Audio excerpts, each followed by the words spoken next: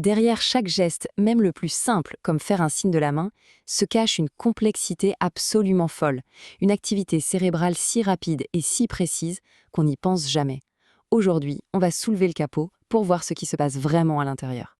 Prenez ce geste, justement, faire coucou et dire bonjour. Ça nous semble totalement automatique, pas vrai? Pourtant, pour notre cerveau, c'est un véritable opéra, une séquence d'ordre, de planification et d'exécution qui se joue en une fraction de seconde. Allez, on plonge pour décortiquer tout ça. Notre exploration commence à l'avant du cerveau, dans le lobe frontal. C'est un peu le quartier général de l'action. Et notre premier arrêt, c'est le bureau du grand patron, celui qui envoie les toutes dernières commandes. On l'appelle le cortex moteur primaire. C'est lui, le point d'exécution final. Pour bien comprendre, imaginez un marionnettiste qui tire sur les ficelles pour faire bouger les bras ou les jambes d'une marionnette. Eh bien, c'est exactement ce que fait cette zone. Elle envoie un signal direct aux muscles pour qu'ils se contractent. Et ce qui est assez fou, c'est qu'il contrôle le côté opposé du corps. Le cerveau gauche commande le côté droit et inversement. Mais attention, cette zone n'est pas juste une simple liste de muscles. Non, c'est une véritable carte de notre corps qui est dessinée.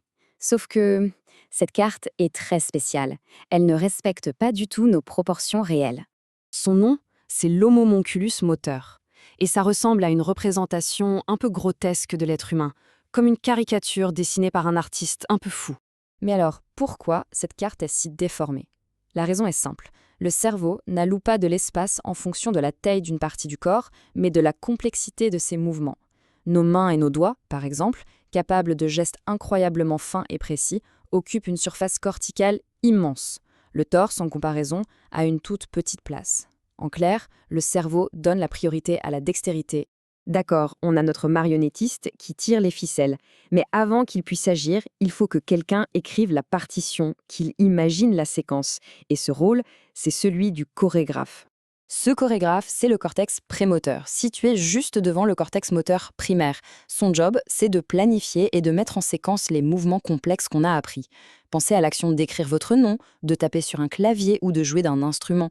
Le cortex prémoteur prépare toute la séquence des contractions musculaires nécessaires, puis il transmet ce plan au cortex moteur primaire qui n'a plus qu'à l'exécuter.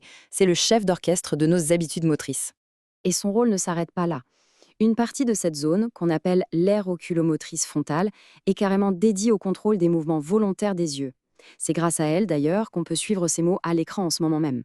On a donc le marionnettiste et le chorégraphe. Mais pour dire bonjour, il nous faut un autre expert, un véritable architecte du langage.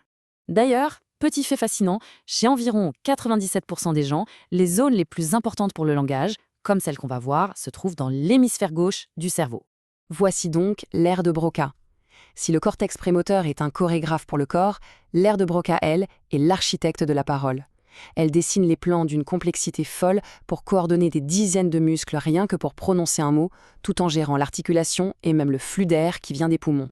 Bien sûr, une telle spécialisation a un revers. Si cette zone est endommagée, les conséquences sont immédiates et profondes. C'est ce qu'on appelle l'aphasie motrice. Les personnes qui en souffrent savent précisément ce qu'elles veulent dire. Les pensées sont claires, les idées sont là, mais la capacité physique à former les mots a disparu. C'est exactement comme si l'architecte avait disparu en emportant tous les plans, laissant les ouvriers totalement démunis.